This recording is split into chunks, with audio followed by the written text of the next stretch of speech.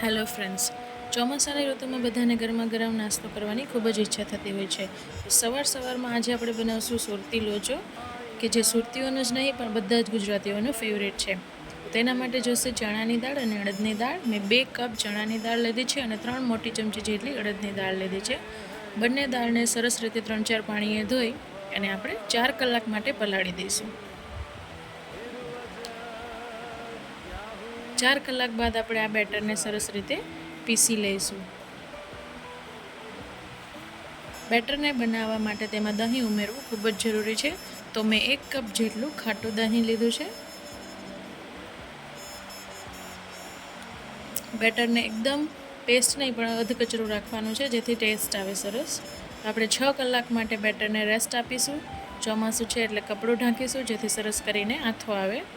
જુઓ, ખાટા દહીંને લીધે સરસ રીતનો આથો આવી ગયો છે. હવે આપણે એમાં મસાલા એડ કરીશું.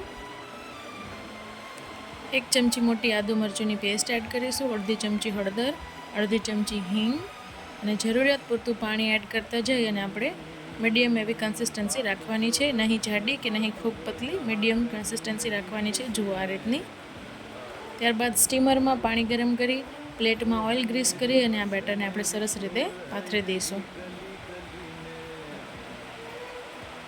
20 મિનિટ સુધી આપણે બેટરને ચડવા દઈશું અને જુઓ આપણો લોચો રેડી છે. તો ગરમા ગરમ જ ખાવાની ખૂબ મજા આવશે. તો ચલો આપણે ગાર્નિશ કરી લઈએ. ગરમા ગરમ લોચાને આપણે એક પ્લેટમાં કાઢી લઈશું. ત્યારબાદ તેમાં મસાલો છાંટી દઈશું. મેં આચાર મસાલો એડ કર્યો છે, તેની રેસીપી તમે અગાઉના વિડીયોમાં જોઈ શકો છો. જુઓ, એકદમ કલરફુલ અને ટેસ્ટી લાગશે તમને. આ રીતે મસાલો સ્પ્રિંકલ કરીશું. ત્યારબાદ ઝીણી સેવ, ચોપ કરેલી અનિયન અને ગ્રીન ચટણી સાથે આપણે તેને એન્જોય કરીશું અને ઉપરથી કાચું તેલ એડ કરશું એટલે સ્વાદ તો ઓર જ આવશે. તો તમે જરૂરથી ટ્રાય કરજો. ખૂબ જ ટેસ્ટી છે સુરતી લોચો. Thank you.